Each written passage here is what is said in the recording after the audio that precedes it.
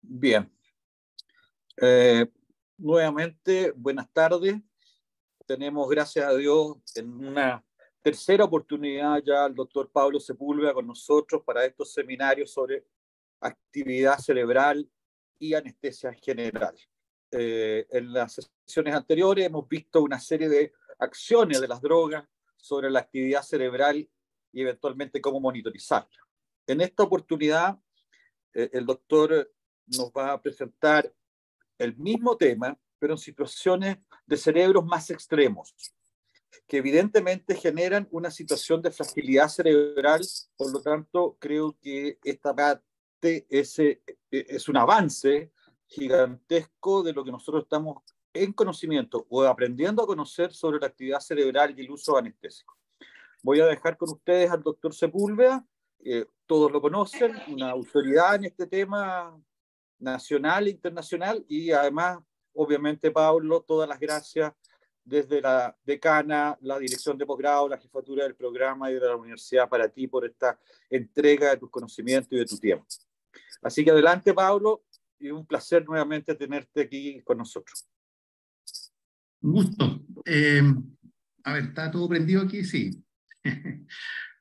Oye, bueno, llevamos un par de sesiones, vamos a hacer esta tercera y probablemente por ahí vendrán otras más, seguramente. Yo quería dejar unos minutos abiertos, sí, sobre todo para los becados, si quieren hacer alguna consulta, alguna pregunta, un poco de los temas que hemos tratado, si quieren redondear alguna cosa rápida, y si no, lo dejamos por el chat, digamos, y ¿ya? Si alguien tiene ganas de hacer alguna pregunta ahora. Especialmente sobre las presentaciones anteriores. Claro.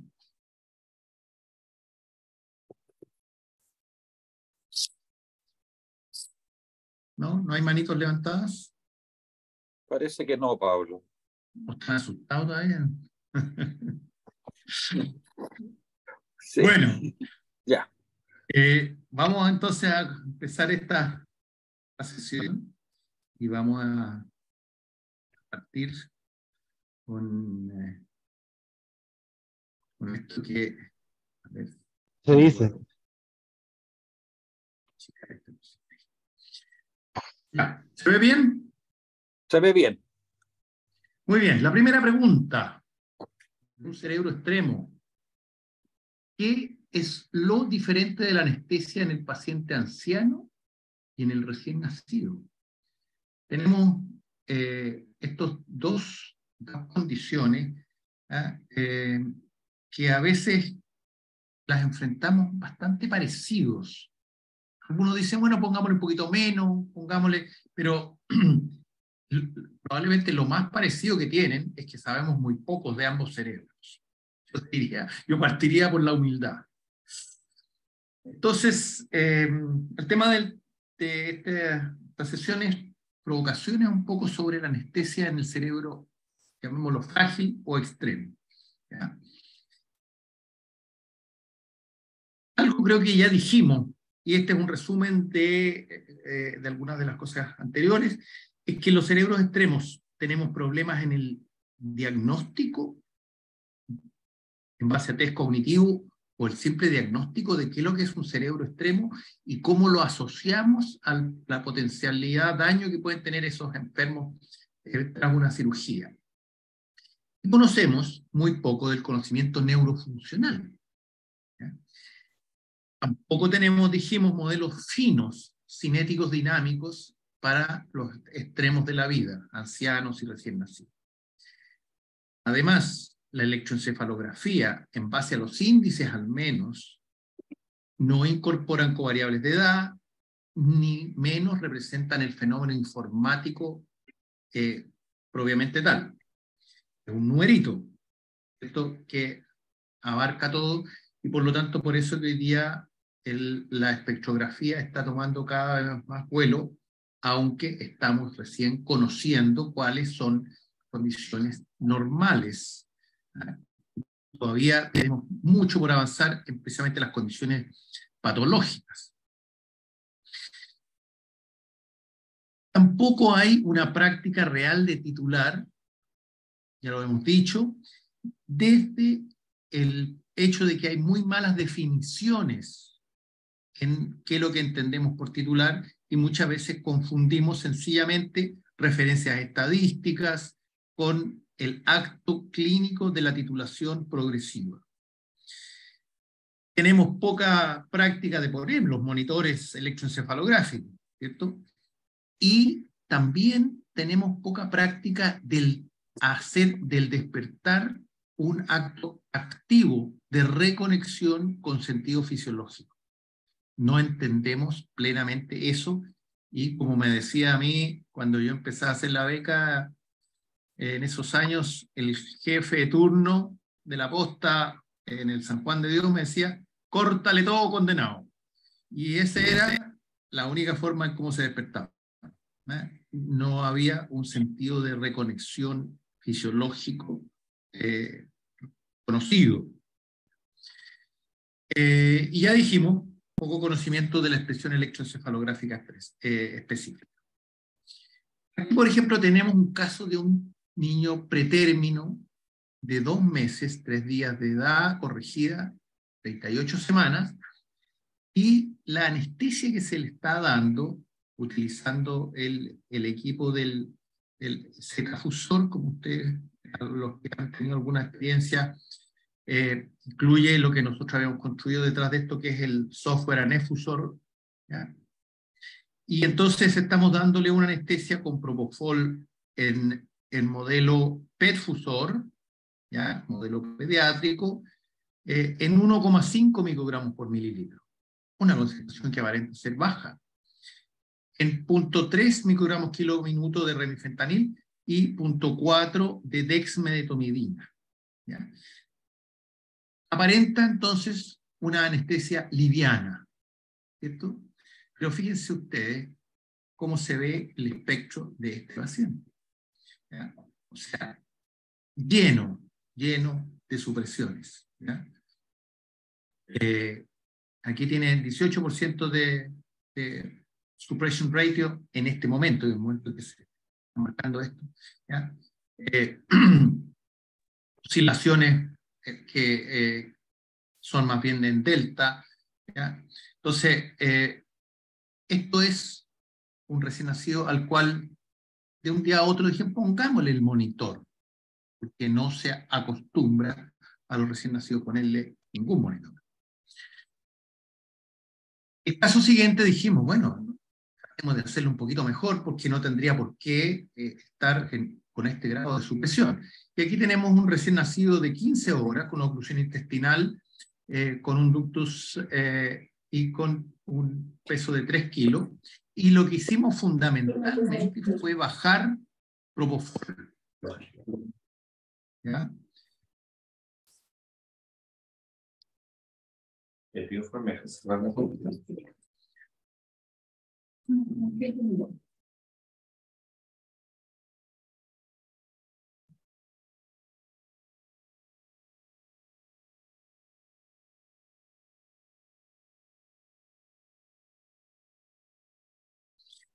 Como ustedes ven, ya tenemos varias cosas mejores. Tenemos un CEF, una frecuencia espectral alrededor de 19, 20. Eso ya nos habla de que este cerebro está activo, ¿ya? Razonablemente, ¿ya?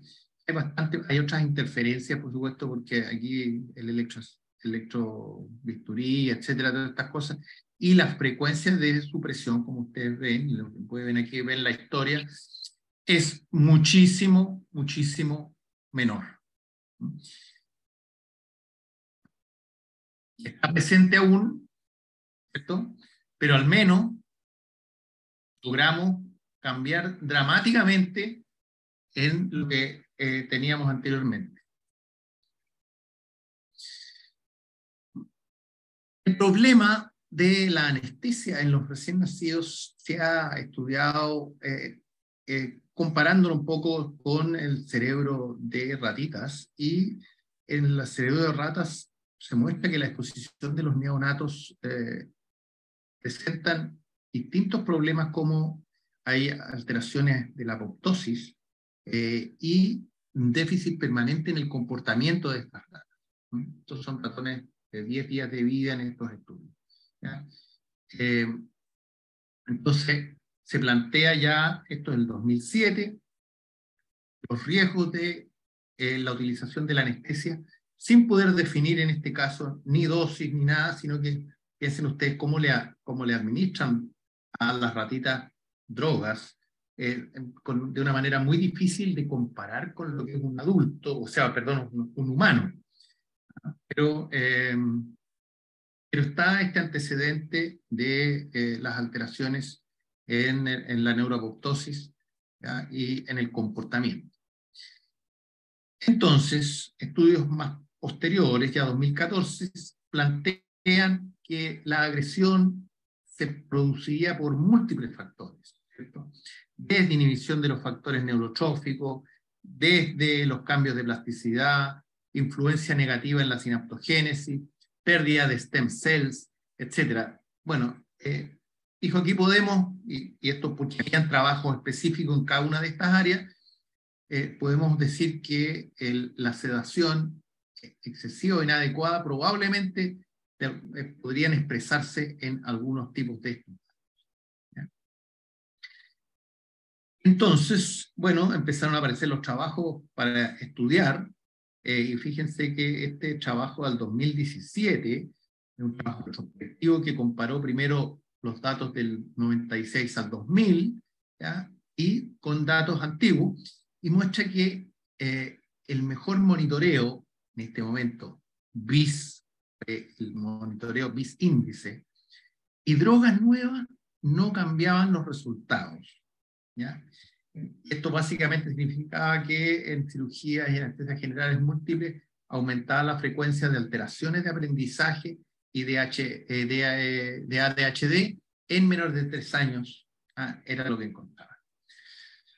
Bueno, de ahí aparece entonces un warning de la FDA respecto a los niños chicos, y hay gran discusión, y se realizan algunos trabajos mejor hechos, donde está el estudio, el GAS Study, el PANDA Project, el MAS Project, que lo que sí logran mostrar es que no habría impacto cognitivo tardío, estamos hablando de la educación escolar, si las anestesias son de menos de 1 hora, ¿ya? Ni tampoco con alguna técnica en particular, ¿ya? Pero sí habría en anestesias repetidas y anestesias largas. Eso es lo que está aparentemente instalado hoy día, ¿ya?, en la literatura. La pregunta siempre queda abierta de que, de todas maneras, ¿por qué en cerebros neonatos, si realmente no producen la conciencia, al menos en la forma en cómo la entendemos en los adultos, nosotros hacemos las mismas anestesias? Los neonatos no producen conciencia porque no tienen ni los circuitos, los tractos son inmaduros y los bancos de memoria están esencialmente vacíos. Entonces no pueden producir conciencia como los adultos, lo que no significa que no produzcan algún tipo de conciencia. Entonces la pregunta es, ¿por qué usamos la misma conceptualización en adultos? Y si ustedes se fijan en los neonatos, bueno, ponemos sevoflurano 2%, antiguamente incluso se decía que no tenían dolor, hace 20 años atrás, y no se le ponían analgésicos, decían, no, es que van a deprimir con el fentanilo. Era una cosa así brutal. No se conoce bien entonces en los neonatos, dado a este todavía déficit funcional, qué circuitos o funciones cognitivas debemos inhibir y cómo.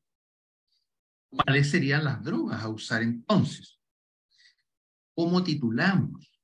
¿Y cómo usamos electroencefalograma si todavía no sabemos leer electroencefalograma exactamente a esas edades? Y por lo tanto, ¿a qué objetivo clínico o electroencefalográfico administramos nuestras drogas? Y por supuesto, si tenemos TCI, qué modelo farmacodinámico y farmacocinético usar como guía para esa titulación. Todas estas preguntas están súper abiertas. Y fíjense que cuando nos enfrentamos a un neonato, estamos aquí en estas circunstancias, en esta época donde tanto la apoptosis, la sinaptogénesis y la mielinización están todas activas en esta función de remodelación de esa edad. Por lo tanto, hay una gran dinámica muy desconocida en todos los sentidos funcionales y los sentidos farmacológicos. ¿Qué es lo que hay en conciencia que podríamos decir hoy día? Los trabajos más interesantes los ha hecho el profesor Jean-Pierre Changeux, aquí está con su ayudante,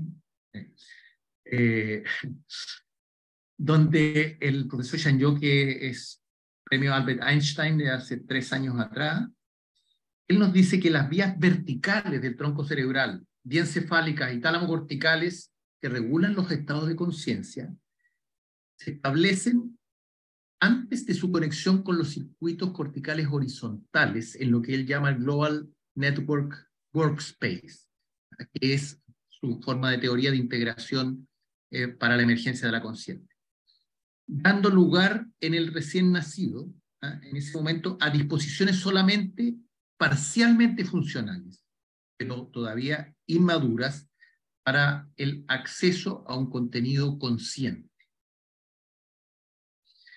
Entonces, ¿qué tipo de actividad de conciencia genera el neonato sin tractos finalizados y sin bancos de memoria? Y para que ustedes vean, aquí está la subplaca, aquí abajito, que es de la donde emergen las neuronas que se van instalando en las pirámides hebianas, ¿ya? Para formar entonces las columnas, ¿ya?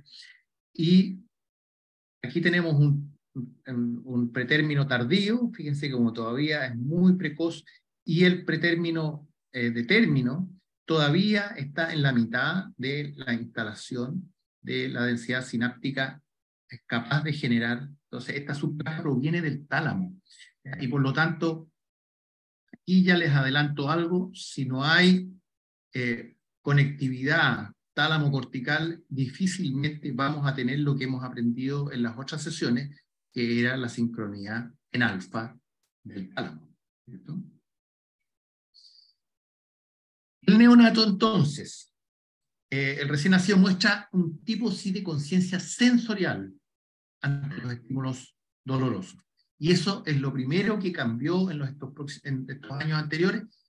Los neonatos sienten, entre comillas, y por lo tanto tienen actividad nociceptiva. Y eso es lo más importante a bloquear. Tienen algunas capacidades de diferenciar el tacto propio y el no propio, ¿ya? Es decir, también tienen algunas capacidades propioceptivas. De sentir su cuerpo que está separado del mundo. Es decir, la presencia, esto no es también tan raro, porque el sentido de la existencia ya está presente de alguna forma conceptualmente en toda célula. Y por supuesto, entonces, el sentido de la existencia, aunque no tenga una conciencia del saber que existe, del darse cuenta, ya existe. Este sentido de la existencia, el sentir que tienen una corporalidad diferente al mundo externo. Son capaces de expresar algún tipo de emociones y de mostrar signos de sentimientos compartidos, detectando algunas señales objetivas de movilización de los circuitos de la Global Network Workspace a nivel de corteza prefrontal incluso, en el sentido de procesamiento sensorial en las respuestas a ciertas novedades, cuando uno le hace gestos, y van muy rápidamente, y eso el humano es mucho más rápido que los primates, ¿ya? Ante la habla y ante la interacción social. En muy poquitos meses son capaces de ir ya generando estas respuestas. Por supuesto, no en los primeros 15 días de neonato, que son a los pacientes que nos enfrentamos, ¿ya? Esto básicamente se ha extraído a los pacientes que son anencefálicos, que tienen muchas de estas respuestas, que son respuestas subcorticales, muchas de ellas. Pero, sin embargo, las capacidades de manipulación interna en la memoria de trabajo son reducidas, por supuesto es irreflexivo y está orientado al presente y hace poca referencia al concepto de sí mismo, ¿ah? El self. Los recién nacidos muestran entonces rasgos característicos de lo que puede denominarse conciencia básica o mínima. De nuevo dejo abierta la pregunta entonces, ¿por qué nosotros hacemos anestesias que pretenden inhibir la conciencia de carácter adulta?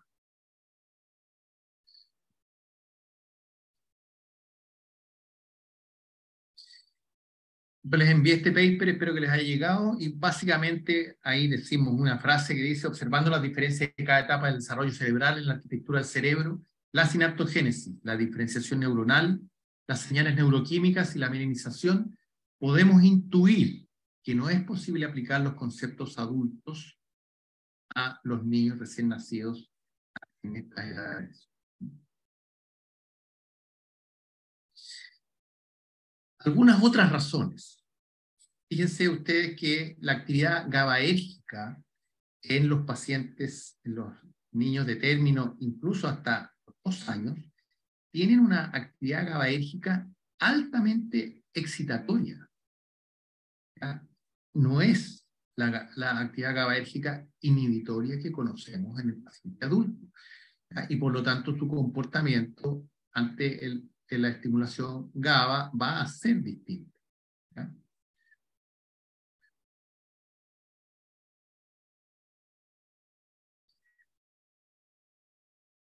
Entonces, además, el problema de utilizar GABAérgico en esta edad es que los receptores GABA participan en la organización de la neuroapoptosis y del conectoma desde la semana 24 hasta la semana 4 del recién nacido. O sea, son importantes la actividad GABA, y si nosotros entonces ponemos algún GABAérgico, o al menos lo ponemos en concentraciones de las cuales no tenemos idea, porque es altamente probable que aquí hayan respuestas bifásicas a las concentraciones de GABAérgico, de las cuales no hay hoy día datos suficientes para decir cuáles son.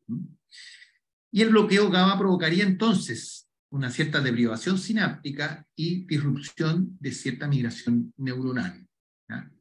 También, esto está dicho así muy livianamente, pero yo creo que esto debe haber algunos comportamientos también bifásicos, es decir, a distintas concentraciones se pueden manifestar diferentes tipos de efectos, los cuales hoy día no conocemos.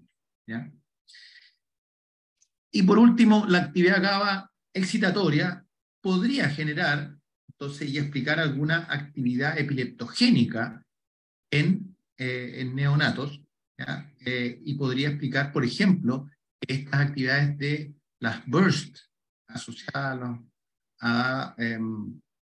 o la burst suppression se den más bien no como tanto supresión, sino más bien como actividad de excitación de cortezas, ¿ya? Que se manifiestan en burst suppression también. No es solo la burst suppression, solo un acto inhibitorio, sino que la misma excitación de desbalance puede manifestarse como burst suppression.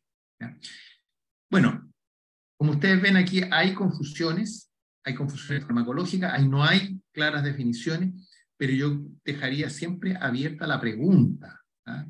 ¿Por qué hacemos lo mismo que los adultos, ¿ya? Teniendo todos estos datos? Entonces, el uso de propofol o sevoflurano, no conocemos las dosis, hay una relación de dosis especificada para frenar la apoptosis programada, no sabemos, no tenemos idea, ¿ya? Y esos son trabajos a realizar para estas generaciones futuras que nos van a reemplazar prontamente, imagino. ¿Ya? Esto solo para mostrarles cómo es el conectoma fetal y neonatal, y que tiene grandes cambios en muy pocas semanas. Por eso que el pretérmino, además, la pregunta que hacemos con mayor razón, muy significativa. Un poquito respecto a la actividad electroencefalográfica. Aquí tenemos un paciente, distintos pacientes de distintas edades adultas, 23 años, 56 años, y ustedes ven, está dormido este paciente, tiene una actividad, este es un Fourier, este es un corte, donde vemos que hay a mayor edad, hay menor actividad, menor poder total eléctrico, y en los pacientes más jóvenes, fíjense por supuesto que entonces el poder, la amplitud es mucho mayor, y tenemos básicamente un pic en delta y un pic en alfa, ¿ya? Entonces los 10 Hz, ¿ya? Esto, ¿cómo se replica en los neonatos? Fíjense que aquí tenemos de 0 a 3 meses, ¿ya? Y de 4 a 6 meses.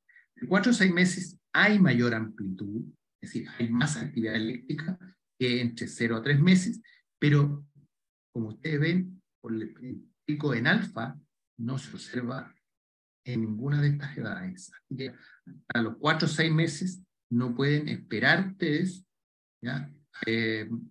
La referencia del alfa que tenemos en los pacientes adultos. Esto es más o menos lo mismo, 0 a 3 meses, 4 a 6 meses. Fíjense que en estos 3 meses cómo cambia, y hay una aparición, entonces esto es el cerebro completo, donde la actividad eléctrica empieza a manifestarse, hay mucha más actividad eléctrica que de 0 a 3 meses, ¿ya?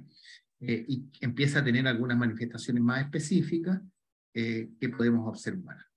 Pero es distinta porque si ustedes ven acá a nivel frontal, no se evidencia todavía el alfa que estamos acostumbrados a observar en nuestros pacientes adultos. Ahora, esto sucede porque el estado de fondo del electroencefalograma en el neonato difiere mucho del adulto, en que, sobre todo en el prematuro, además, es un electroencefalograma muy discontinuo, a diferencia de los pacientes ya mayores de 6 meses, ¿ya? En los recién nacidos prematuros son frecuentes las ráfagas intermitentes dentro del contexto de este electroencefalograma discontinuo. Estas ráfagas se denominan actividad espontánea transitoria, ¿ya? Y se cree que se originan en esta subplaca que viene creciendo, como les mostré hace un rato, ¿ya? Y al madurar, este electroencefalograma se vuelve más continuo, esta actividad espontánea transitoria desaparece y poco después ya nacer ya no existiría, ¿ya? Y la actividad del recién nacido de término es mucho más continua, tanto durante la vigilia como durante el sueño activo, pero sin la aparición de las bandas que ya les mencionamos como la actividad, ¿ya?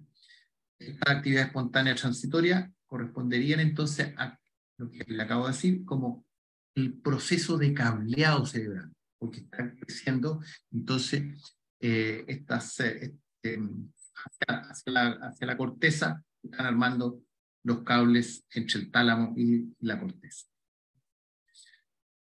¿Qué es lo que vemos en el espectro frontal? Este es un trabajo de Cornelissen que es bastante referido, ¿ya? Y fíjense que al mes, a los 2 meses, recién a los 5 meses empieza a haber alguna actividad que podríamos decir alfa, esto es con ciclorano. A los 9 meses ya sí hay un alfa formado, ¿ya? Y de ahí en adelante cada vez más sólido. Lo mismo que esto es la coherencia, es decir, que aquí por ejemplo no hay coherencia, en cambio aquí hay más coherencia. La coherencia se refiere a cómo están los dos hemisferios, si son coherentes en su actividad o no, ¿ya? Entonces podríamos decir que la oscilación teta y alfa aparecen recién, empiezan a aparecer desde los 4 meses, y en infantes pequeños, es decir, falta la actividad alfa frontal y la coherencia, ¿ya? Ahora, la prevalencia de la isoelectricidad, fíjense que este estudio nos muestra que la isoelectricidad se observa en los niños pequeños, según este estudio, en un 63%. Estos estudios, que son niños hasta 37 meses, a mí me parece que es precisamente, son estudios de que muestran lo mal que somos capaces de titular que no tendría que haber actividad isoeléctrica en niños ya mayores de 6 meses. Aquí estamos a 27 meses, imagínense. ¿Cuál sería la opción, a lo mejor, de estos recién nacidos? ¿Anestesia más bien con base subcortical? ¿A qué nos referimos con eso? Bueno, la utilización, por ejemplo, de dexmedetomidina. Bueno, debemos decir que formalmente esto no está aprobado por la FDA, pero hay algunas razones que podrían sí justificarlo. Una razón muy interesante es esta, de que el locus coeruleus está intrauterino, está inactivo, y que al pasar por el canal del parto se activa, ¿ya? Provocando entonces este efecto que produce el locus coeruleus, es como un gran potenciómetro, ¿ah?, de amplificador de señales. Entonces, de alguna manera, en estos neonatos, el utilizar dexmedetomidina es como volver al locus coeruleus al estado intrauterino. Me parece interesante como concepto, y habría que plantear alguna posibilidad de estudios más formales, ¿no? Y entonces, ¿la dexmedetomidina afectaría la actividad cortical? Sí, por supuesto, pero de forma indirecta, ¿ya? Al inhibir el locus coeruleus, afectaría entonces y disminuiría la actividad cortical, porque lo llamamos eso, el cerebro se pone más sincrónico al tener menos estimulación o menos amplificación, que es el fenómeno que hace dexmedetomidina. Entonces, queda abierto como opción, ¿ya? Hay algunos trabajos, fase 2, fase 3, que dicen que podría ser entonces una opción, ¿ya? Y también hay cinética, donde mi amigo Ignacio Cortines y el profesor Brian Anderson diseñaron un modelo en niños que nos muestra que el clearance en los neonatos es, fíjense, bastante inferior a los niños mayores, ¿ya? Y que por lo tanto implica que en las perfusiones ya un poco más largas hay que reducir significativamente la velocidad de infusión en los niños, ¿ya?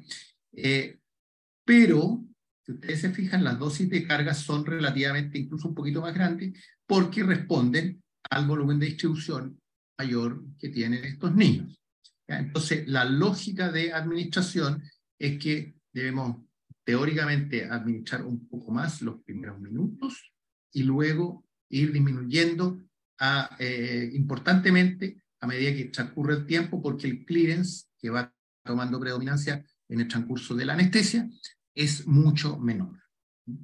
Ese como concepto para que entiendan qué es lo que tendríamos que hacer, ¿ya? Ahora, un niño normal, a diferenciarlo, fíjense que aquí tenemos un niño de 6 años, 123 centímetros, 37 kilos, se hizo una anestesia intravenosa, era una fimosis y una criptoquía bilateral. Tenemos propofol, modelo perfusor en 2.2, remifentanil en 0.3, y fíjense ustedes entonces cómo se ve el electroencefalograma en estos niños, ¿ya? Las velocidades de infusión en ese caso son bastante bajas, 5,3 miligramos por kilo por hora tras 30 a 40 minutos de anestesia. 2.2, como ustedes ven, de targets, ¿ah? Muy estable la cirugía. Y lo interesante en este caso es, como vean ustedes, el poderosísimo alfa que forman estos niños con CEF alrededor de 20, lo que, si esto fuera un adulto, tendríamos la sensación de que está despierto, ¿ya? Pero esto refleja que estos niños a esa edad tienen un tremendo poder eléctrico, ¿ya? Y aquí se demuestra más, ustedes ven, se ve súper clarita las oscilaciones en delta y en alfa que están representadas acá, ¿ya? Esta es la diferencia de un niño normal, 6 años, con lo que vieron ustedes al principio en neonatos, ¿ya? Preguntas hasta aquí.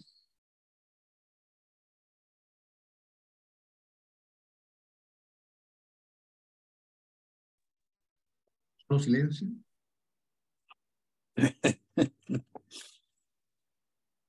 Bueno, esto, perdona, Pablo, te quiero si no te molesta hacer un pequeño comentario. Yo soy más o menos de la misma época de Beca tuya. Muchísimas veces en el sótero del río dar anestesia, no, y en esa época no existía. Y tengo la sensación que era todo más o menos intuitivo, empírico, no, eran muy chicos, te estoy hablando de muy prematuro. Me tocó niños de 700 gramos, de 800 gramos, los intubábamos prácticamente sin anestesia. Era un poco la recomendación que nos daban. Lo que tú decías en el primer momento, que a los niños no les duele. Pero entendamos que esa guagua estaba fuera de la madre ya. O sea, ¿qué tanta prematuridad?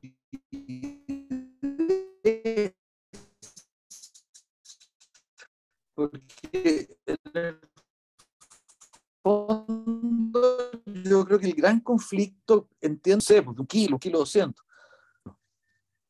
con mucha prematuridad.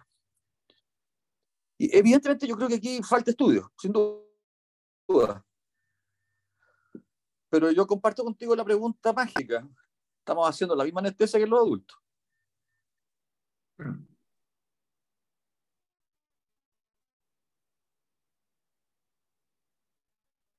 Ok, parece Eh, hay un pequeño problema de audio, no sé si conmigo también sucede o no. También. No, el doctor Ricardo Latrop se escuchaba interferido. Ya. Ok. Ya, ya, la muchacha no quiere preguntar.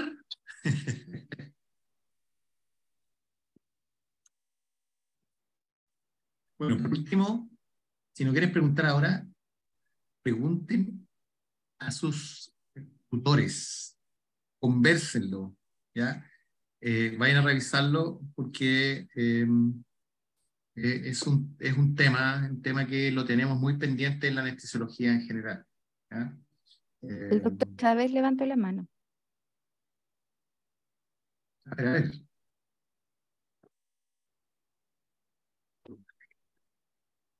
Pepe.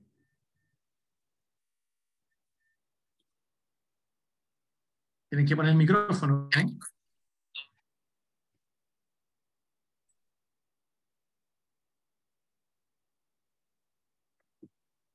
Doctor Chávez puede.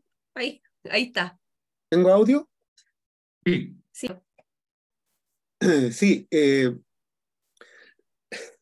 tenía dos cosas. Hay algo que en algún momento, hace poco, como en junio, conversamos con el doctor Sepúlveda cuando nos tocó compartir en el Congreso de TIVA Iberoamericano en Barcelona.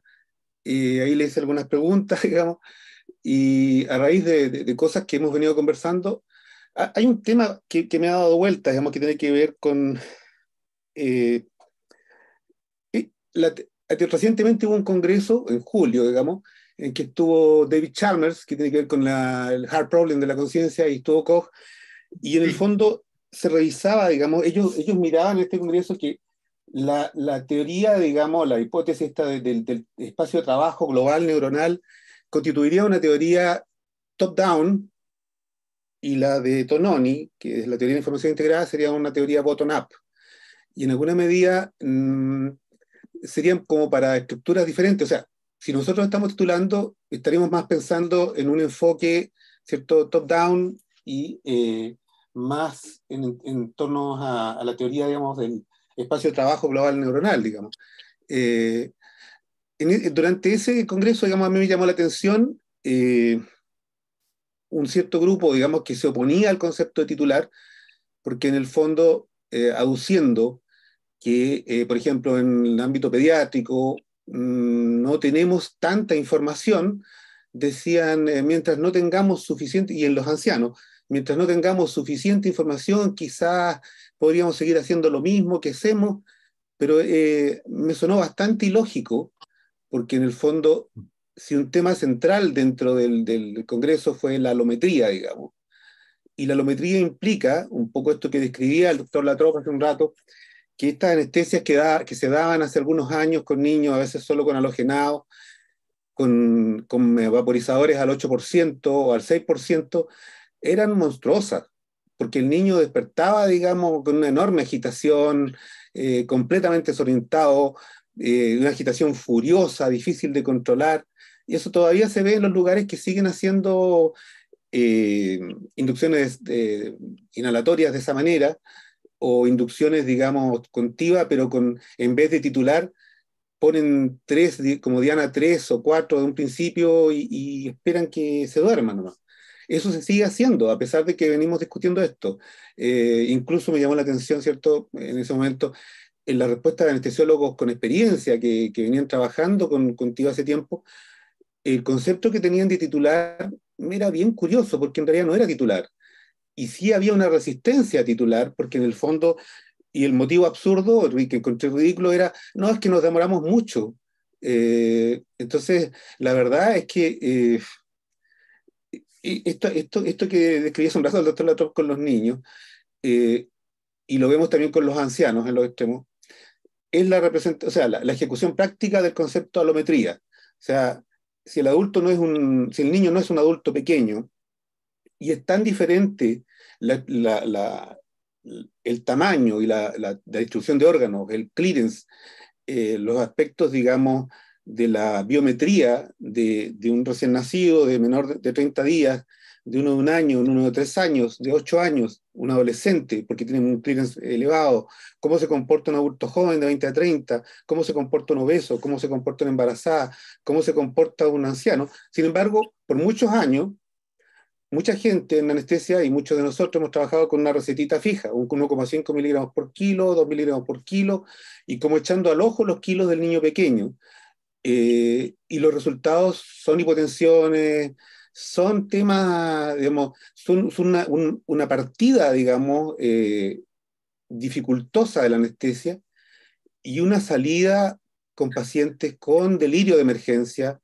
Entonces, porque a mí me llamaba la atención esto, que en las clases anteriores del doctor Sepúlveda he tenido un poco el retorno de los becados, las opiniones que ellos dan. Entonces, a unos se han quedado en ciertos conceptos que tienen que ver con la neurociencia, la conciencia, y me dicen, no, pero que esta cosa es muy, muy profunda, muy compleja, ¿qué tiene que ver con nuestra práctica? Y sí tiene que ver con nuestra práctica, porque en el fondo es el fundamento de que demos una mejor anestesia. O sea, yo les digo a los becados, hace 20 años, si miramos la anestesia que estamos dando, era una porquería de anestesia. Hace 10 años también lo era, un poquito mejor, pero también era una basura de anestesia. Y hoy en día, digamos, estamos buscando, titulando con precisión, buscando a través de estas miradas, digamos, una manera de dar una anestesia que le haga menos daño al paciente en términos de la parte neurológica, y que los despertares, porque estos despertares agitados, en el fondo, no es un juego, no es una casualidad, no es una eventualidad que dice, bueno, es que esto es inevitable, sino que cuando uno empieza a titular y tiene salidas rápidas y con pacientes conectados rápidamente al entorno, sin agitación, uno nota un cambio importante incluso en el postoperatorio. Nos falta harto por medir de eso, de poder, digamos, medirlo con scores, con índices, con patrones, digamos, porque en el fondo las mediciones de grandes trabajos multicéntricos dejan a veces en duda ciertas áreas, o uno ve que buscaron ciertos outcomes, quizás no son todavía los outcomes que nosotros estamos revisando, porque si el outcome es muy grueso, puede que no haya gran diferencia. Si el outcome es no morirse, digamos, o el outcome es no quedar delirioso permanentemente, puede que no haya gran diferencia. Pero en estos detalles, como como en algún momento el doctor Sepúlveda lo señaló, que es la ausencia de delirio de emergencia, ya es un punto importante. Y la verdad es que si miramos los niños que salen de la misma gente que está en el San Borja o que va al Ezequiel, cómo despiertan los niños en los manejos con inhalatoria, o, digamos, qué brutal es el nivel de agitación que tienen esos niños. Esos niños gritan, lloran al despertar. Son un problema complejo para la gente que está en recuperación, y no es algo inevitable. O sea, podemos hacer algo. La pregunta es ahí, claro, estamos afinando esto, pero ahí en el fondo le preguntaría al doctor Sepúlveda, ¿cómo ve él la posibilidad, digamos, de organizar de una manera más estructurada o más protocolizada, con un protocolo que sea más fácil de difundir, las técnicas para hacer estos niños de esta manera más titulada, digamos? Ya, oye, súper entretenido. Me pasaste hartas cosas que son para que hagamos una reunión entre nosotros, que hablar de David Chalmers, hablar de Tononi y hablar de Shanyo, digamos, son en sí mismos ya temas de la filosofía de la conciencia. David Chalmers, ojo, él habla efectivamente top-down, porque para él es un poco panpsiquista, es decir, la conciencia está en todo, ¿ya? En el filo del panpsiquismo, ha tenido que... ¿ya? Entonces hay discusiones, pero me parece súper importante, de todas maneras, la contestación al hard problem de David Chalmers es lo que le hace la Anil Seth hoy día, que dice, no es el problema difícil de la conciencia, sino que el problema real. Y él lo responde hoy día, busquen un libro que se llama Being You, de Anil Seth, donde en el fondo es muy importante entender el fenómeno de la actividad cortical. ¿Por qué, esencialmente? ¿Por qué en anestesia? Porque la representación del self, que ya está emergiendo, yo les dije, desde una célula, por supuesto en el neonato y por supuesto en el adulto, tiene representaciones corticales específicas, que básicamente están en las cortezas cinguladas posteriores, que cuando se ha visto que hay alteración de las cortezas cinguladas posteriores por birth suppression, se produce un desbalance homeostático. Entonces, aquí hay importancia en la representación, y cuando se nos baja la presión, muchas veces es porque estamos dando, en el fondo, una anestesia troncal, ¿ya?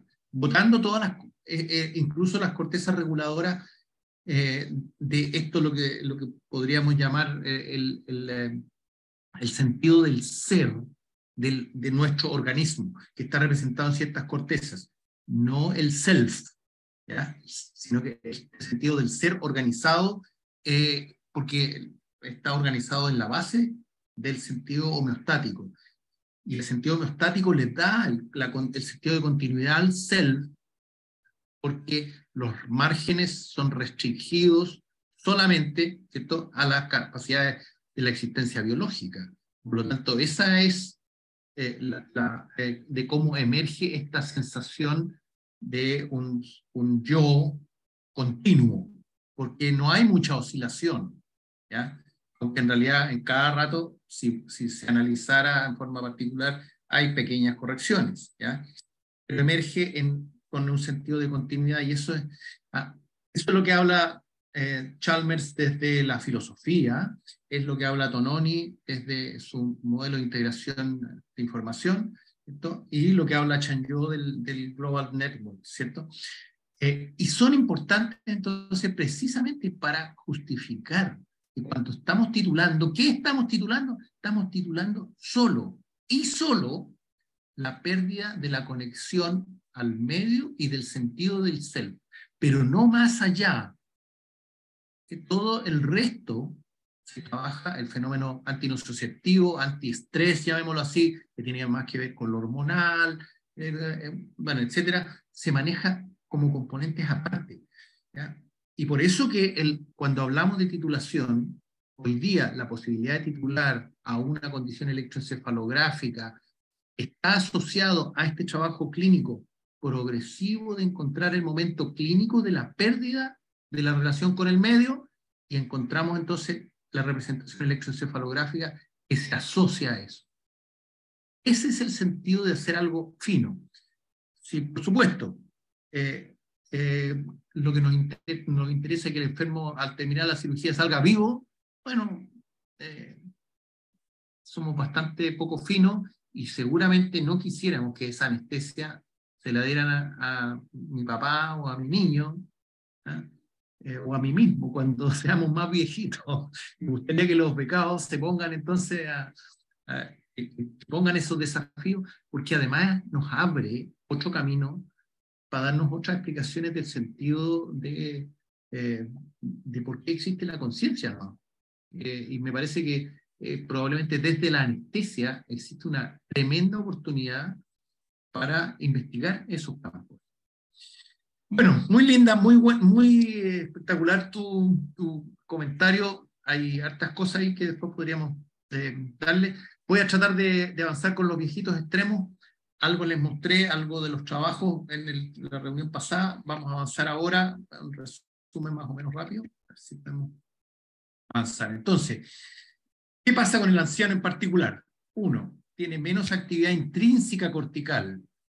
¿Qué significa esto? El cerebro, la corteza tiene una actividad intrínseca independiente de si recibe o no recibe información. Eso es frecuentemente visto cuando estamos durmiendo.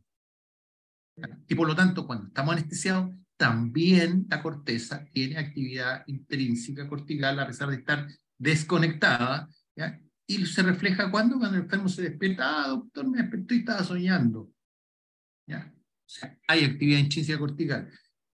Y me parece que esto es una buena señal incluso de un cerebro sano, ¿no? Que está funcionando.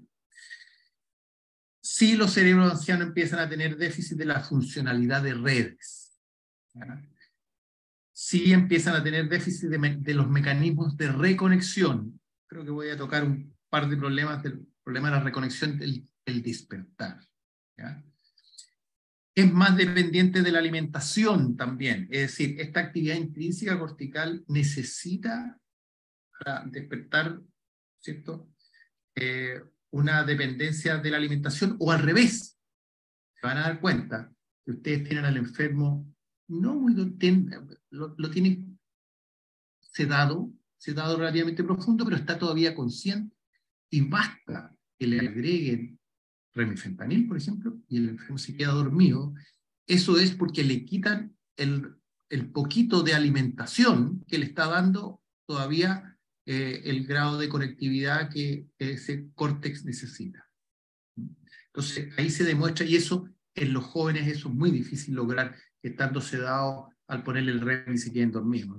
Siguen teniendo todavía mucha actividad intrínseca cortical, ¿ya? Todas estas cosas de alguna manera se reflejan en la mayor inercia del sueño fisiológico. En las mañanas, todas las mañanas, es más difícil echar a andar la maquinaria, y por supuesto la anestesia.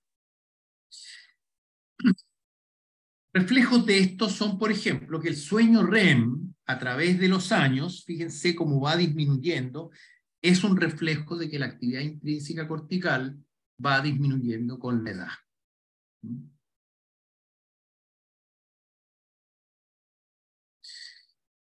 La pérdida de conectomas, la pérdida de celularidad, está reflejada aquí en estas dos fotos. Bueno, el cerebro pierde 10% de su peso a los 90 años, ¿ya?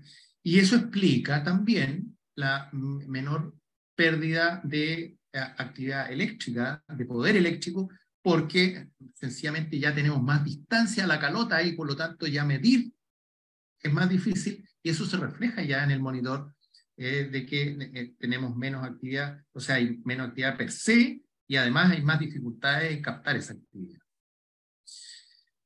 Tenemos entonces pérdida de volumen, sobre todo a nivel prefrontal, lo que altera las funciones ejecutivas, pérdida de volumen de las regiones sensoriales, motoras primarias, hay pérdida en hipocampo y por lo tanto los problemas de memoria, ¿no? Hay mayor influencia también por pérdida glial y pérdida de la sinaptogénesis, que es un hecho activo hasta el último momento, pero hay por supuesto una disminución de ella progresivamente. Los pacientes con alteraciones de memoria tienen disminución también entonces de los ritmos alfa 1, que son los ritmos alfa más bajitos, y tiene un aumento en la amplitud de la actividad delta. Eso se ha visto que podría ser una potencial señal de fragilidad, pero que es muy difícil en realidad hacérselo a todos nuestros enfermos o realizarse un programa que muestre este tipo de alteración. ¿Tienen déficit neurotransmisores específicos? Sí, sobre todo los colinérgicos son los más importantes para la integración de la actividad, pero por supuesto tienen también déficit de los. En general, entonces, reducción de tamaño y reducción de funcionalidad. Y centrada específicamente en la actividad colinérgica como problema fundamental en los neurotransmisores. La actividad adrenérgica, que emerge esencialmente, que hoy ya lo hemos visto, sobre todo del locus coeruleus, ¿ya? Fíjense que está representada aquí en esta disminución progresiva en la edad de la norepinefrina. Y por supuesto hay una disminución para el estímulo sinaptogénico dado a la pérdida de la sensorialidad, porque hay deterioro de tanto la visión, de la audición, y que nuestro cerebro es altamente dependiente de la permanente estimulación para generar sinaptogénesis, y por lo tanto, cuando el paciente es más sordito, cuando tiene peor visión, va a disminuir su sinaptogénesis, y eso ya en sí mismo nos hace asumir que este paciente entonces se va a comportar en forma más frágil. ¿Qué implica entonces? Menor sinaptogénesis, menor neurogénesis, debilitación de tractos, reducción del input cortical periférico, ¿ya? Implica menor capacidad de integración de la información. Significa esa cosita que tiene ahí, el phi de la teoría de información e integración de Tononi, que es la cantidad, llamémoslo así, de conciencia que tiene. O implica también una menor capacidad del binding, de la conectividad intracortical. Esto está estudiado en diferentes formas. Básicamente entonces muestra que hay menor modularidad. Recuerden, el cerebro está básicamente formado por módulos en una arquitectura escalonada, ¿ya? Hay una menor modularidad con menor distinción de la función de las redes específicas y por supuesto pérdida de la eficiencia. Pero lo que traduce básicamente una conectividad global disminuida en las redes que soportan las funciones cognitivas. ¿Por qué ante tanto cambio el cerebro envejecido sigue siendo capaz de crear conciencia entonces? Bueno, porque el fenómeno conciencia es informáticamente mínimo.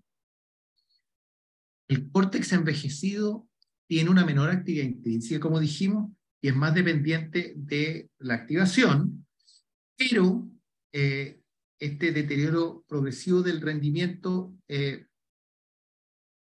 genera dos problemas. Eso genera sobre todo una respuesta inercial aumentada, que la vamos a ver en que se reflejan, como dijimos, en despertares más lentos. Entonces, esta actividad inercial tiene que ver con las redes, pero también tiene que ver con algunos cambios en neurotransmisores. ¿Qué les quiere decir esto del fenómeno de conciencia informáticamente es mínimo? Sí. Tan así, el dato más duro es difícil decir los números exactos, pero se estima que más o menos nuestro cerebro recibe 11 millones de bits por segundo. Pero para generar el fenómeno de conciencia perceptiva, es decir, el darnos cuenta de que estamos conscientes, no se necesitan más de 100 bits. Todo el resto de la actividad es actividad subconsciente. Podemos decir que Freud se quedó muy corto cuando él hablaba de la gran importancia del subconsciente. Bueno, Ahora, ¿hay un punto de quiebre? Claro, el punto de quiebre es cuando estamos entrando en demencia, ¿no es cierto? Aunque la demencia sí, todavía se genera conciencia, hay autorreferencias, hay conciencia de sí mismo, pero por supuesto hay una pérdida significativa entonces en la capacidad de que esta expresión del sí mismo tenga una continuidad lógica en el relato que hace el individuo. En anestesia hemos tratado de trabajar entonces el delirium en base a la búsqueda del delirium y las alteraciones cognitivas postoperatorias, que son más bien un fenómeno sindromático de distintas expresiones, ¿ya? Y lo hemos tratado entonces de identificar desde la hipótesis biológica que tiene el delirium, que es entonces, ya dijimos, disminución de la actividad colinérgica, disminución de la formación reticular, básicamente, y esto es muy importante, del núcleo del tracto solitario, es decir, del vago, como una muy importante función. Lo que pasa es que el vago funciona además en un ritmo muy distinto, porque tiene solamente 20% de actividad sináptica y un 80% de actividad hepática, que es mucho más lenta. Por eso que todas las sensaciones que provienen de lo digestivo, llamémoslo así, no tienen este carácter agudo. Nadie le da un hambre loca y tiene que ir a abrir el refrigerador, sino que esto es mucho más lento. Y tiene la disfunción de los sistemas vagales, que se ve reflejado entonces en toda la economía, de alguna manera, de la regulación de las respuestas tanto al estrés, a la hemodinámico, como a la función que se refleja en la actividad digestiva, ¿ya?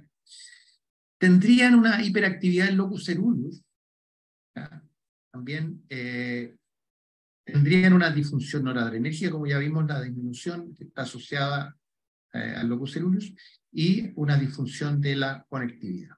Esta es la hipótesis global de por qué se produce el delirio desde de estos distintos ángulos, ¿ya? Y todo esto tiende entonces a tener un mayor desbalance de la capacidad de integrar la información, ¿ya? Hay distintas formas de tratar de predecirlo. Esto, electroencefalográficamente, ya hablamos un poquito de la actividad de las bandas alfa y delta, que se podrían distinguir preoperatoriamente, pero es muy difícil esto llevarlo a la práctica, hacérselo a todos los pacientes, ¿ya?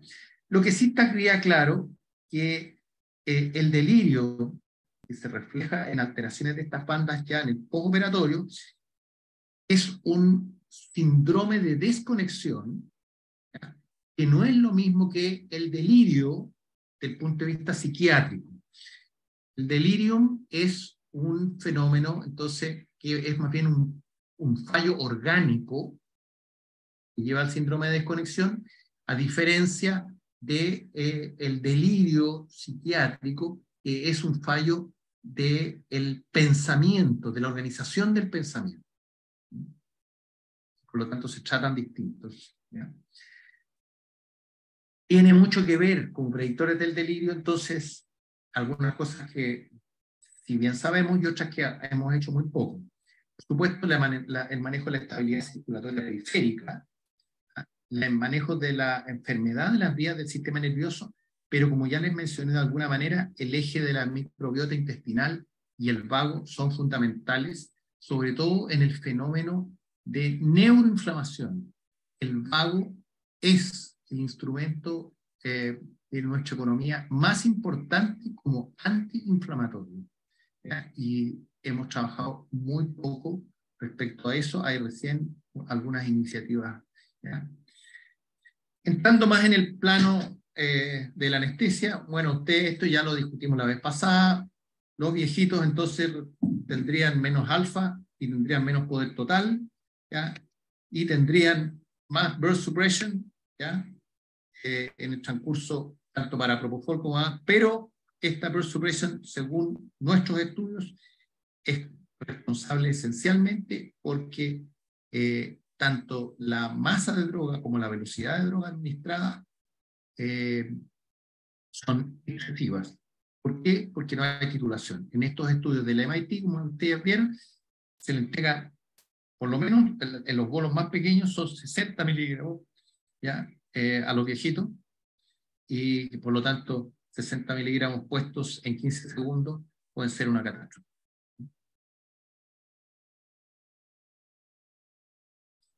Entonces, ya vimos que teníamos estos problemas. Cinético-dinámico, conocemos muy poco, tenemos malos objetivos electroencefalográficos, conocemos pocos, y no titulamos. Respecto a los modelos farmacocinéticos, rápidamente. ¿Qué deberían ser los modelos farmacocinéticos? Bueno, cumplir las características fisiológicas que tiene un viejito, que por lo tanto que si cae el gasto cardíaco tiene que tener un V1 más pequeño. Eso inmediatamente habla de que las dosis de carga deben ser más pequeñas, ¿ya? Pierde más masa magra, por lo tanto tendría que reducir su volumen 2. Aumenta el peso graso proporcionalmente y por lo tanto aumentar el volumen 3. ¿Ya? Esto debiera estar representado entonces en nuestros modelos farmacocinéticos como hipótesis. ¿Ya? Hay una disminución del metabolismo y disminución del clearance hepático, por lo tanto debiera reflejarse en una cierta disminución del clearance. Disminución de las albúminas, por lo tanto debiera haber más droga libre y por lo tanto mayor impacto de esta droga libre en la farmacodinámica y mayor sensibilidad porque hay un cambio tanto en receptores, ¿ya? Con una instalación más lenta del efecto. ¿Qué pasó? Ahí. Y por lo tanto, con este cambio de sensibilidad tenemos menor requerimiento de drogas. Esta es la hipótesis que debiera cumplirse en relación a los cambios fisiológicos del viejito. ¿Qué es lo que tenemos? Tenemos el modelo Schneider, y si ustedes ven, si se cumple eso, en realidad se cumple bastante poco.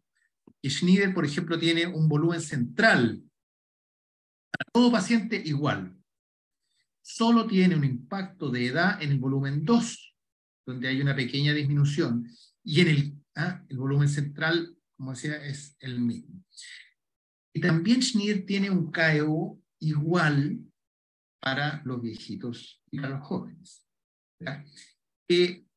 Se nota una pequeña diferencia, pero que no es el KO la diferencia, sino que está representado por la transferencia a B2. Es decir, es más bien un problema cinético que refleja un retraso pequeño en el equilibrio sitio-efecto. Es decir, el modelo Schneider aparenta ser un modelo para viejito, pero tiene bien poca representación real en los cambios fisiológicos que se producen en el cuerpo. Pero sí es mejor el March, que no tiene nada. ¿Ya? ¿Cuál es la diferencia? Aquí tienen un paciente joven versus un paciente anciano. La diferencia con el modelo de Schneider para un target de 3 se produce esencialmente durante la primera hora. Aquí está la diferencia. Y después esta misma diferencia se mantiene y no hay más cambio. ¿Ya?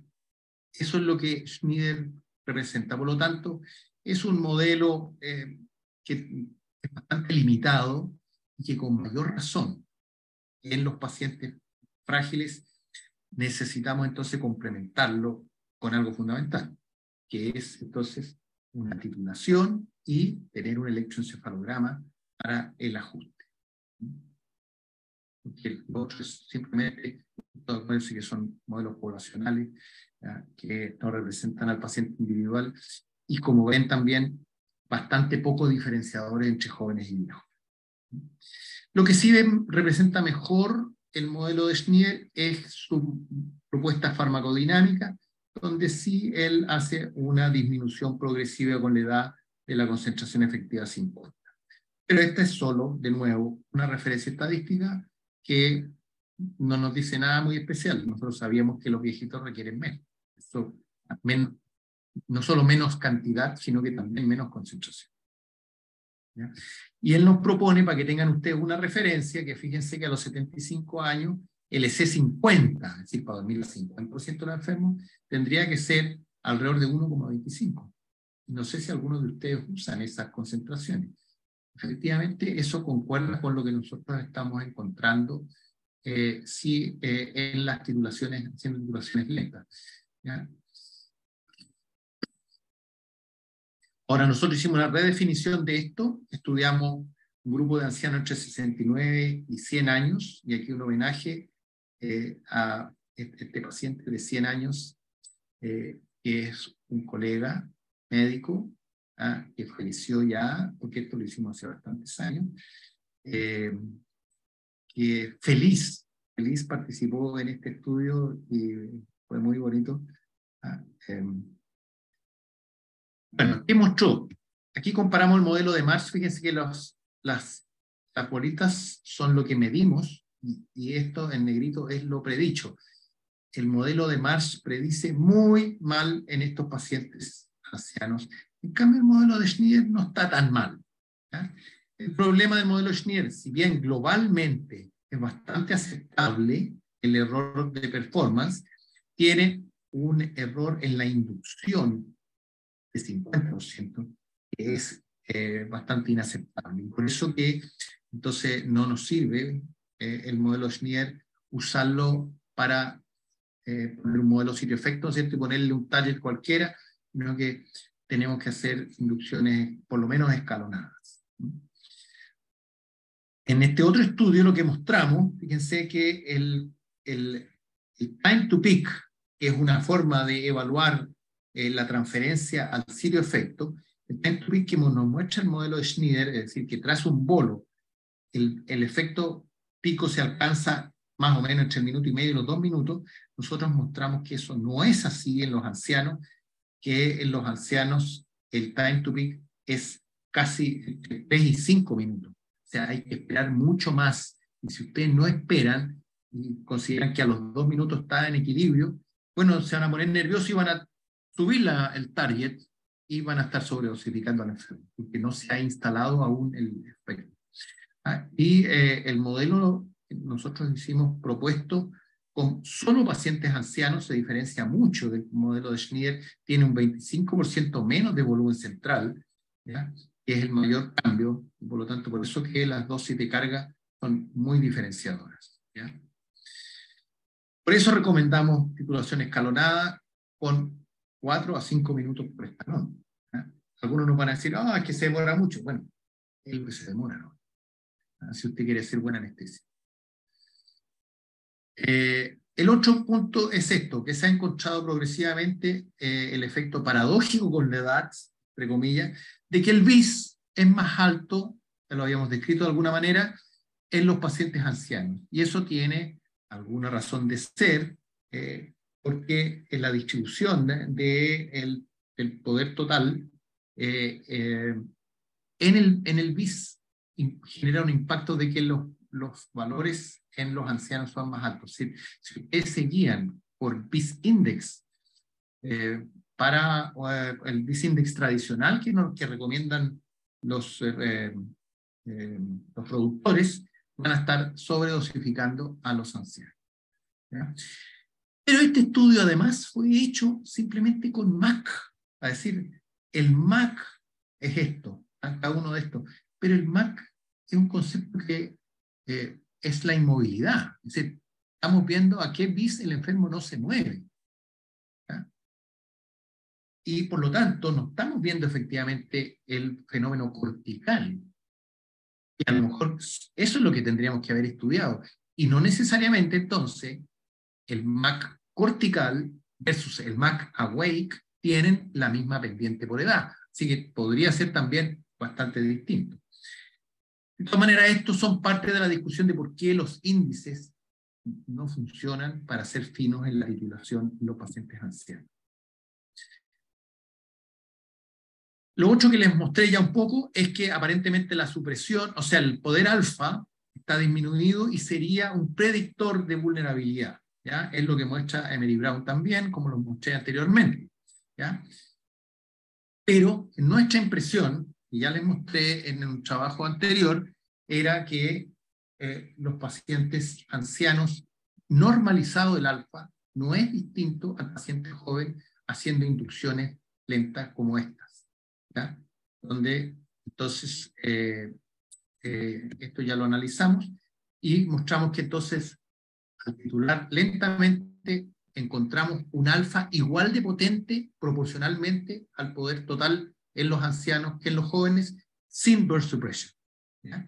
Y la técnica anestésica es esta, 8 miligramos por kilo hasta el log, ¿ya? Y después nos bajamos, tenemos este log, y yo unos minutos después vuelvo a bajar otro poquito, porque sabemos que esto fue hecho con el modelo de Schneider, está también un poco sobredicho, aún a pesar de haber hecho estas inducciones tan lentas, ¿ya? Y con eso van a encontrar ustedes entonces unos alfa muy bonitos en los espectrogramas de estos pacientes. Esto es lo que ya les mostré, ¿cierto? El hallazgo principal es que normalizado, viejitos y jóvenes, los alfa se ven iguales, solo que el poder global está disminuido y por lo tanto nuestra actividad clínica es la más importante. Y no hay burst suppression, ¿ya? Vamos a soltar esto. Ya lo conversamos y vamos a ir directamente al problema del despertar, que tiene que ver con la inercia neuronal. En este trabajo nosotros decimos claramente que la inercia neuronal, que es un fenómeno natural, ¿ya?, está exacerbado en los pacientes ancianos. Y por lo tanto, esta exacerbación la podemos tratar de disminuir, que no sea tan evidente, disminuyendo la actividad, la inhibición anticolinérgica. Y por eso, entonces, estamos haciendo este estudio que va a ser publicado prontamente en el Monitoring and Computing in Anesthesia. Es un trabajo donde utilizamos dexmedetomidina, propofol, remifentanil, ¿ya?, para poder sobrellevar mejor esta inercia que está publicada, como ustedes ven, que representa, esta es una inercia farmacodinámica, no es una inercia farmacocinética, es decir, la farmacocinética es cuando el sitio de efecto está diferenciado de la concentración plasmática. Esta no, esto se supone que son condiciones de equilibrio, cada uno de estos puntos son condiciones de equilibrio, tanto al ir durmiéndose como al ir despertándose. Y entonces nos representa de que efectivamente la estéresis es un fenómeno natural, fisiológico, podemos decir no solo fisiológico, sino que es evolutivo y está presente en el sueño normal para evitar que nos estemos despertando ante cada cambio de estímulo del medio. Es un sistema protector. ¿Qué decimos nosotros en este paper publicamos en Anestesia del 2019? Dice que el paciente anciano, la inercia protegería, si la utilizamos a nuestro favor, contra la confusión aguda, contra el delirio, si evitamos que la conexión con el entorno se produzca antes que la capacidad de integración de información del córtex, antes de que se recupere completamente. Es decir, no debemos sobrecargar a nuestro enfermo de información, sobreestimularlo, antes que no haya lavado la actividad GABAérgica. Esto está basado en estudios de la inercia del sueño fisiológico, ¿ya?, que explica básicamente que el despertar violento desde el sueño de ondas lentas tiene un profundo impacto negativo en la vigilia y en el rendimiento durante al menos 2 o 3 horas posteriores del sueño fisiológico. Y esto entonces es lo mismo que de alguna manera sucede y se asocia a lo que es el despertar delirioso en anestesia. ¿Qué explicaciones puede tener esto? En los viejitos, por ejemplo, se les trató de explicar, dijeron, es que las orexinas, que son estos neurotransmisores esencialmente despertadores, los viejitos tienen que tenerla muy baja. Y se midieron las orexinas y sucede que los viejitos tenían orexinas más altas, incluso, que en los pacientes jóvenes. Pero lo que habría es que habría una menor densidad de receptores orexinérgicos que proyectan el efecto.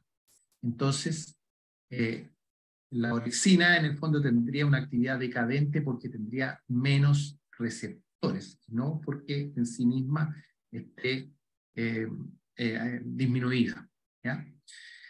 Esa sería una de las explicaciones, aparte de lo que habíamos hablado, por supuesto, de las redes, de por qué los viejitos tienen más inercia del despertar, ¿ya?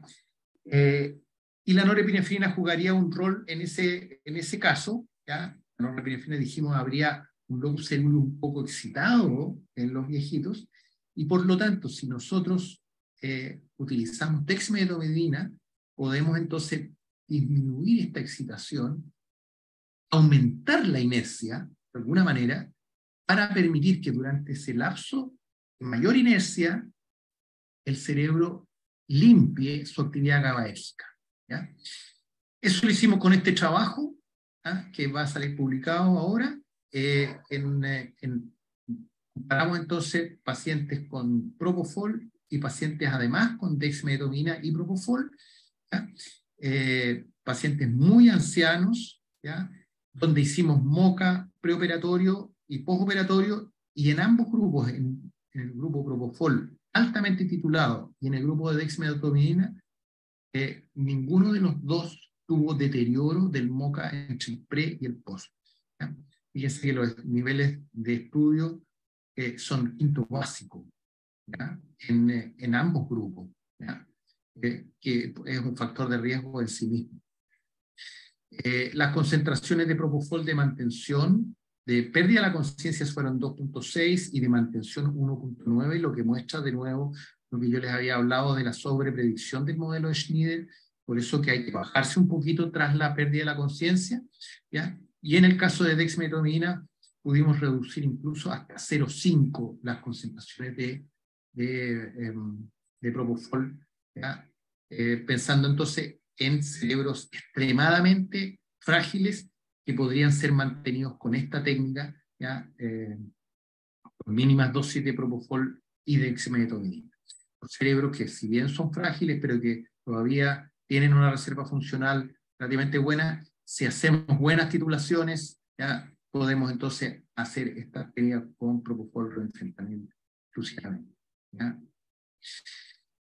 ¿En qué se diferencian estas dos técnicas? Sí se diferencian, y se diferencian básicamente, fíjense que esta es la inducción del estudio propofol-REMI, donde pasan por la actividad beta antes de perder la conciencia, aquí se pierde la conciencia, y se forma un interesante alfa, recuerden, estos son puros viejitos, ¿ya?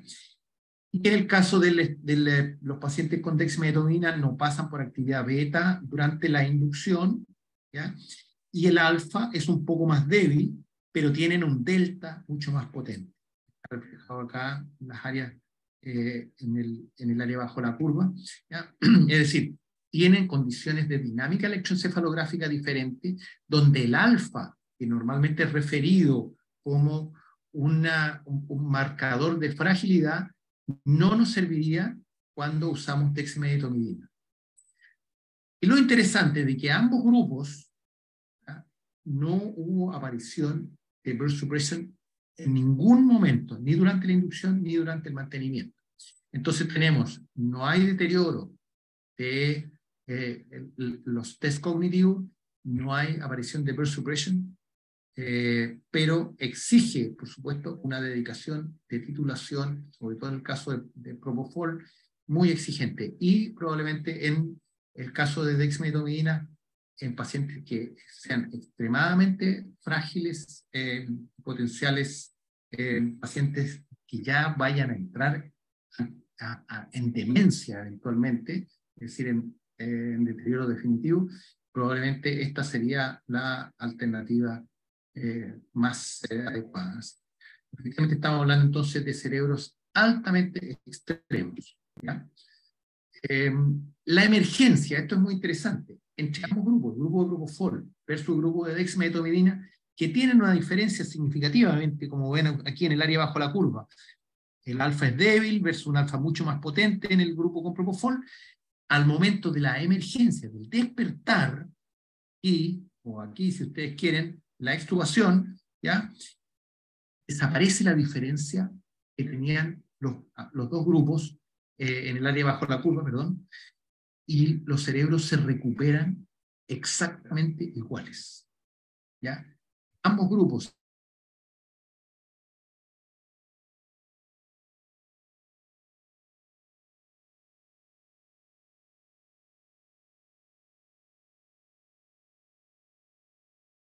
a la extubación igualan sus características. Usando dexmedetomidina, presentaron entonces menor poder de las bandas alfa. Un poquito inestable parece esto. Ahí sí. Hay menor poder de las bandas alfa y beta, con mayor actividad de delta, pero que en el comportamiento clínico no significó ni burst suppression en ningún caso, ni deterioro del MoCA. ¿Ya? Es decir, ambos regímenes utilizados con diferentes patrones electroencefalográficos permiten una navegación anestésica adecuada en pacientes altamente frágiles, sin empeoramiento cognitivo. ¿Ya?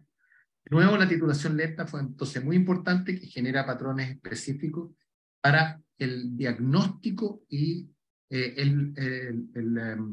poder guiar el mantenimiento de nuestros pacientes. Afecta mínimamente el tronco encefálico, produciendo entonces un efecto focalizado en la conectividad córtico-cortical y un mínimo, por lo tanto, impacto en la regulación homeostática.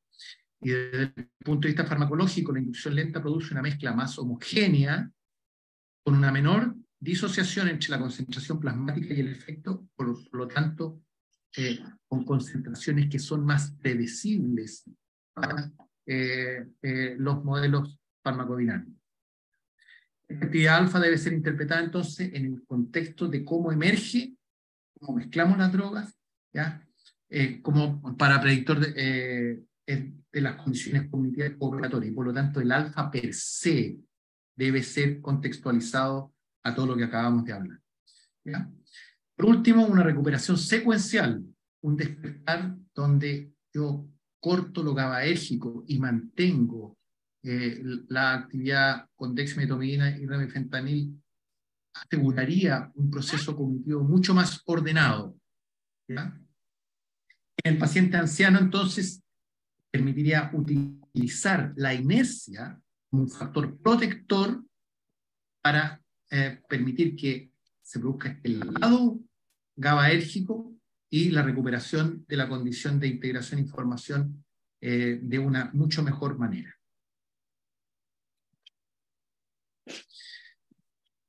Es lo que llegamos hasta por aquí, entonces. Esto está demostrado, sí, en un estudio muy interesante. Esto es lo último que les digo. En estos 650 pacientes encontraron una cosa muy interesante, que los pacientes que pasan por alfa, ¿ah? Por el alfa, tienen mucho menos delirio que los pacientes que no pasan por actividad alfa, es decir, que son despertados en forma violenta. ¿Ya? Eso. ¿Ya? Vamos a soltar esto, que es una discusión larga, y dejamos para los últimos minutos para la discusión. Bueno, yo espero, la verdad es que primero felicitarte y darte las gracias. Es un tema extremadamente complejo. Todavía yo creo que queda muchísimo por aprender. La intuición probablemente nos dice a algunos anestesistas mayores que esto debería ir disminuyendo progresivamente las dosis y obviamente aumentando los tiempos de inducción y emergencia. Pero eso muchas veces no está acompañado por los entornos que nos... ¿Quiere hacer alguna pregunta? La verdad es que yo solo quería mencionarte, Pablo, esta sensación de un cerebro de neonato, todavía no preparado, de cerebros ancianos, que es un método fácil de diferenciar del cerebro normal, entre comillas, de la medianía de la vida. Indudablemente nosotros nos vamos a enfrentar cada vez más a enfermos dañados cerebralmente siendo más jóvenes, por múltiples razones. Por lo tanto, esto yo creo que de la titulación de la anestesia va a ser cada vez más necesario. Yo creo que en los próximos años, sin duda, más allá de los estudios que se sigan haciendo, va a ser tan perentorio la monitorización cerebral como es la saturometría hoy día, con el objeto de que la anestesia se vaya buscando el punto óptimo de la disminución de la conciencia ejecutoria. Así que, si alguien tiene alguna otra pregunta, en el momento, yo creo que esto va a dar para muchos temas, probablemente, Pablo, en el avance, que esto continúe todo tu trabajo. Por lo tanto, muchas gracias, pero además dejamos abierto el debate si alguien quiere hacer un comentario o hacer alguna pregunta.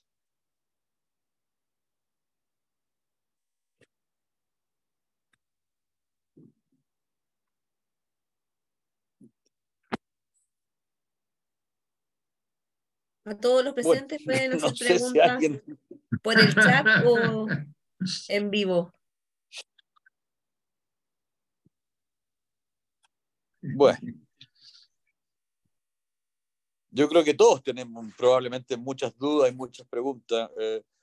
Sí, la verdad es que si yo no quisiera... Quizás lo que sería interesante, si alguien no está de acuerdo con lo que dijimos, tiene algo que decir que en contra. Sí. Pues me parece que, o sea, probablemente hay visiones, digamos, que podrían ser que las conocemos.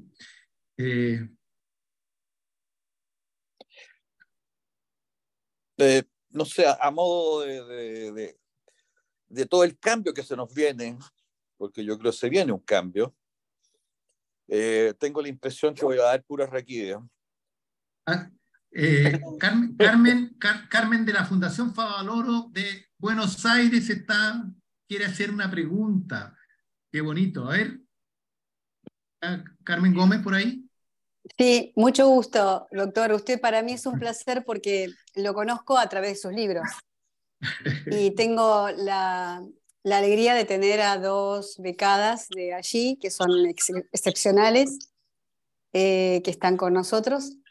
Y bueno, estamos poniendo en práctica lo que usted nos dice.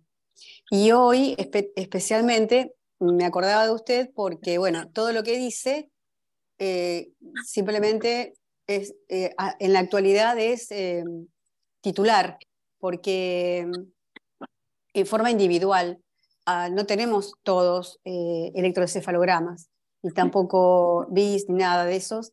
Lo tuvimos cuando hacemos investigación, pero luego no lo tenemos en la rutina.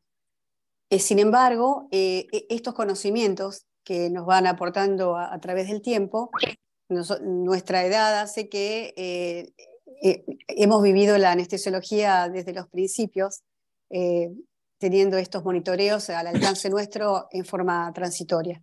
Pero particularmente los pacientes que manejamos aquí son personas de mucha edad, pero sin embargo, entre 84 y 75 años, con fracciones de eyección muy bajas, tienen un comportamiento muy diferente unos de los otros. Y eso nos da la oportunidad de conocerlos en el momento de la inducción. Entonces sabemos cómo va a pasar, qué le va a pasar a la inducción y sabemos cómo se va a despertar teniendo en cuenta cómo se va a dormir. Y utilizando lo que usted dice, lo escalonado, que nos da esa información. Y cuando usted decía, no, el reflejo palpebral no hay que mirarlo porque no se crean. Bueno, hoy fue así. La señora no terminaba de hablar en la inducción, pasaban 15 minutos y no terminaba de hablar hasta que después se movió un poquito sus parpadeos, pero digo, bueno, ya pasaron 20 minutos, ahí se cayó, voy a ponerle la máscara laringia y ahí abrió los ojos. Y después le pregunté, pero no se acordó. Con respecto a lo que usted dice, a mí me tocó, yo parto a la inversa. Yo me formé en cirugía cardíaca propiamente dicha, o sea, no esperaba extubarlos. Y utilizamos esto de las altas dosis de fentanilos. Así que también había algún que otro recuerdo intraoperatorio. Pero cuando empezamos con las TAVIs, ahí tuve que leer un montón, y justamente la relación propofol, remifentanilo y dexmedetomidina en pacientes ancianos, titulándolo y específicamente en tiempos determinados, o sea, pongo dexmedetomidina 0,2 gamas kilo hora y luego en los 15 minutos después propofol a TCI 2 y el remifentanilo a no más de 1 a 0,5 a 1 cuando van a hacerle la punción inguinal, pero luego se desaparece el remifentanilo porque de esa manera trato de evitar la depresión respiratoria. Y con eso el paciente puede mantener una inmovilidad y una falta de conciencia, pero manteniendo su respiración. Y lo interesante de esto es que quiero que usted me diga qué relación usted puede encontrar, qué es lo que yo cuido. Y además, en cirugía cardíaca siempre estamos mirando la hemodinamia, y con esto de TIVA, TCI, estamos mirando el cerebro, de lo poco que sabemos. Entonces, un cerebro envejecido, siempre hay un cerebro envejecido con un paciente que tiene una miocardiopatía dilatada por su bajo gasto en forma continua en la vida. Mira, es muy interesante porque siempre hemos intentado separar la mente y el cuerpo primero y después el cerebro y el cuerpo. En general, y por lo menos uno de nuestros grandes maestros aquí en Chile, el profesor Humberto Maturana, ya hace 20 o 30 años nos viene hablando de el embodied cognition, es decir, que la conciencia, la cognición parte en cada célula, no es en sí mismo un producto del cerebro exclusivo.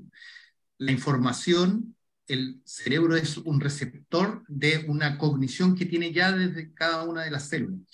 Y eso se refleja en algunas cosas prácticas muy interesantes. Los test preoperatorios, que son incluso solo somáticos, muestran que esos enfermos tienen más posibilidad de hacer delirio postoperatorio. Los test somáticos ya son indicadores del deterioro cerebral, ¿ya? Eso es sumamente interesante, por lo tanto, si estamos con mayor razón, digamos, tenemos que entonces enfrentar este fenómeno de que lo que estamos tratando de hacer con el mal llamado hipnótico en anestesia, pues es un inconscienciador más bien, debe ser es un fenómeno muy pequeño el que debemos lograr, ¿ya? Porque si vamos más allá, vamos a deteriorar otras cortezas innecesariamente, o vamos a llegar, por supuesto, a deteriorar todos los mecanismos reguladores troncales que ya están en un paciente anciano deteriorado. Recordar que en pacientes jóvenes, propofol en 0,5 microgramos por mililitro es el C50 de la apnesia de palabras, y 0,9 es el C95 de la amnesia de palabras en un paciente joven. Probablemente esas concentraciones se acercan mucho a ser las condiciones de inconsciencia de un paciente adulto una vez habiendo pasado la inercia de la pérdida de la conciencia. Recuerden que la inercia tiene, tanto para perder la conciencia hay una inercia, tiene una resistencia al cerebro, como también para recuperarla después. Como todo sistema eléctrico, los sistemas eléctricos funcionan con inercia a los dos sentidos. Por lo tanto, por eso que hacemos perder la conciencia y después podemos bajar un poquito las concentraciones, ¿ya? Vamos a tener recuperaciones de conciencia también mucho más bajo que las que fueron las pérdidas de la conciencia. Ahora, el problema está en que un cerebro que está oscilando y queremos mantenerlo oscilando funcionalmente, vamos a necesitar, lo que decía Ricardo, permanentemente hoy día agregar un monitor que nos dé luces respecto a que efectivamente está oscilando en una condición relativamente estereotipada, ¿ya? para mantener inconsciencia. ¿Ya? Ese es el fenómeno exquisito a lo que estamos llegando.